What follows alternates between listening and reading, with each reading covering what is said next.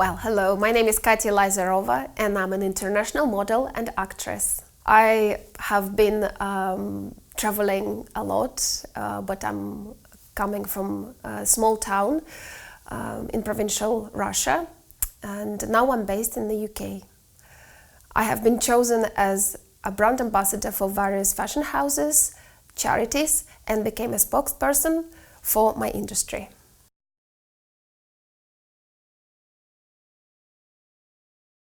Modeling is not the easiest of careers. Of course, it's not the most difficult, but it's not the easiest, and there were lots of hardships, lots of problems that associated with the career, which I'm now addressing. As I have mentioned before, I became a spokesperson for my industry, and in line with this, I was addressing the Westminster Parliament and the Oxford Union in relation of unfair treatment of young women in the entertainment sector. But I know that hard work brings you where you want to be, and I'm quite proud to say that after more than a decade in this industry, I've achieved what I wanted to achieve. Absolutely, yes. Well, I've always believed in education, and being a model allowed me to earn enough of money to then support myself through the education in the United Kingdom.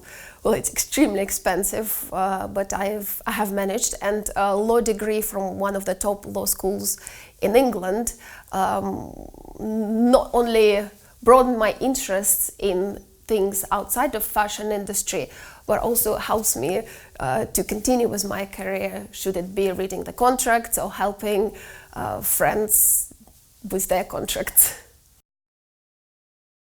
When you become seen as a role model, and that is something that happens to lots of models and happened to me or people in the public eye, you kind of get the responsibility to help various charities to bring their cause to the bigger public and collect help and support for the greater good. So as to me, I became the face of Fashion for Good. This is a charity based in England which supports children from the unprivileged families.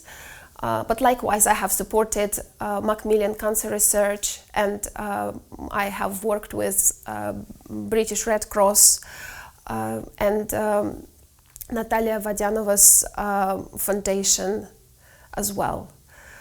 So for me, helping and supporting those who are in need is very important, as well as bringing attention of the mass to their causes. What interested me a lot was Kiva at some point, when they I supported Kiva myself, and I'm interested in the way how they managed to help women in developing countries, and I'm quite fascinated with the return that they received. We all know 97-98% return have happened with Kiva, and this is fascinating. That just tells you that peer-to-peers microloan system works, and it creates advantages and helps to create a more united and sustainable society. So I'm all up for it. Well, I come from a small town. I come from a family that would not keep their money in banks, but will keep our money in the socks under the pillows.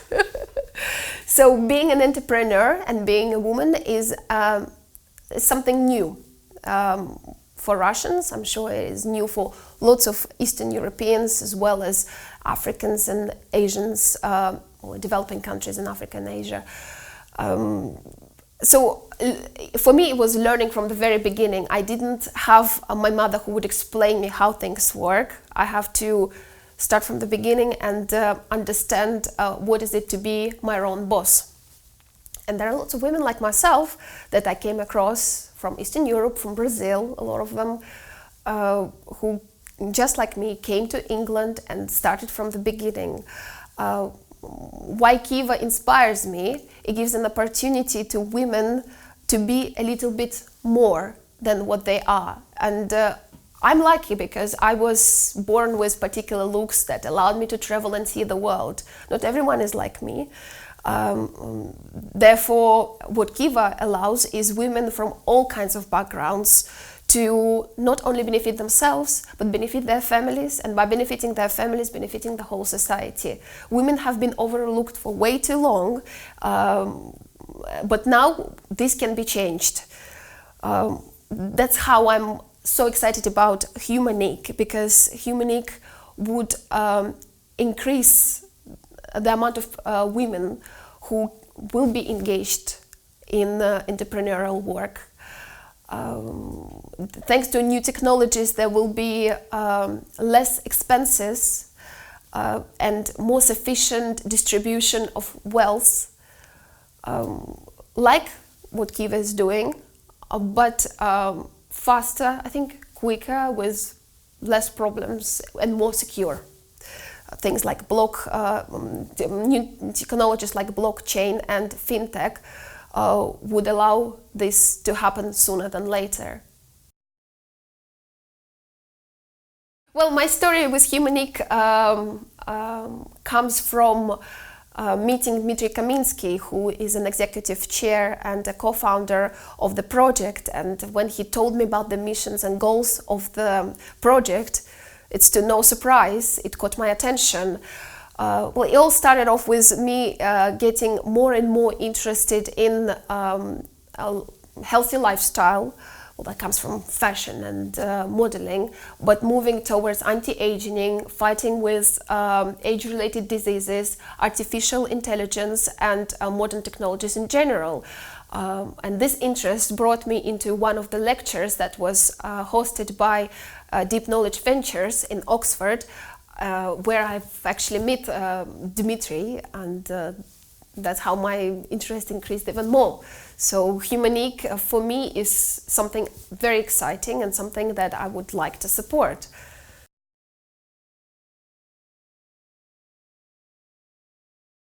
Well, what can I advise to women that are coming from developing countries? Be brave. Well, it's difficult to say that because you have this strong male figure that decides for you what is to be done. Yes, but that's how I see Humaniq to be a very interesting project. With a smartphone, you're your own boss, and you might have a free minute with your phone where you can apply for loan or do different use it in different ways. Like there will be other tools available through Humaniq, I know, like money transfers, and just create. I think creativity is something that brings us up and allows us to be more than what we are. I know it's hard because quite often you are the one, I mean a girl is the one who is supporting the family, eating less, working harder. But there are lots of us like this, and if we reach and support each other, and support is very important, female support is very important, I think we all can achieve success. I know that Humaniq primarily is focusing on developing countries and particularly in African and Asian regions. But my hope would be is that you guys don't pass by Eastern Europe, where although we have a much stronger and more developed infrastructure, the relationship between local banks and population is somewhat dubious. I'm happy to lend my voice for the greater cause and support Humaniq both at the beginning of the project and on the later stages, hopefully when you come to Eastern Europe, and finally when you capture the progressive Western countries as an alternative to existing banking systems. Well, yes, of course. I mean, all these very clever words like blockchain and bitcoins, and something that lots of us women from developing countries probably feel very distant from. But I'm glad that Humaniq is actually breaking this stereotype of technology and women being in different corners. You bring things together, and as I understand, your application will be very easy to use, no matter whether you can, whether you have a degree in university, or you can even read or write. Because I'm sure you will be facing lots of people who do not have the basic knowledge. So yes, blockchain sounds really scary for somebody who does not know what it is. What I understand it's to make sure that all the transactions are secure and nothing can be rigged or faked. That's another problem that women, not only women, I mean all of us are scared to be conned and lied to and taken advantage over.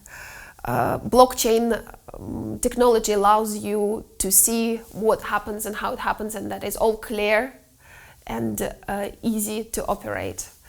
So for entrepreneurial women, I think it's very important, not only for entrepreneurial women, for anyone who wants to start their business or just, I don't know, transfer money to your parents. For me, I think it would be great because I don't need to think twice when I transfer money to my grandmother, let's say in Russia. Using your services would cut the additional costs and prices for me instead of using Western Union. But this is like a really narrowing it down and seeing the benefits for my own self.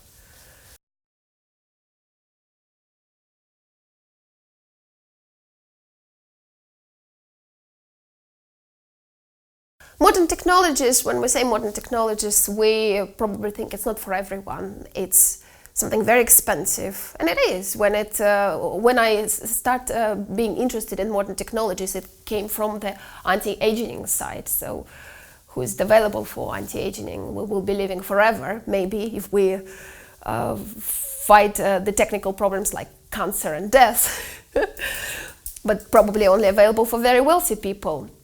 Well, the thing is, modern technologies are not only available for wealthy people, they are able to change your world, to make it easier and more straightforward. So bringing the charities in without the use of modern technologies, a lot of money goes into covering the costs that would be easily done by machines. Like artificial intelligence can do a lot of work and costs very little. If you have the program, then it does things for you. So becoming more efficient in distributing wealth, and that's what we need modern technologies for. And I see modern technologies being used for good when it comes to Humaniq, because you are the guys who want to, you're more or less pioneering the idea of bringing something that seems to be very expensive, modern technologies, your know-how, and solving the problems that are currently there, all the costs associated with running charities.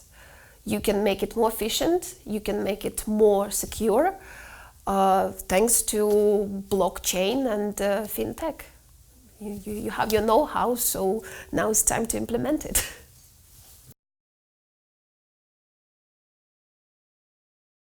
Well, I started off with becoming an ambassador for various fashion houses, one of which is Max Studio, Leon Max, and that gave me a little bit of prominence in the public eye. And like this, I was asked to support British Red Cross and Macmillan cancer research.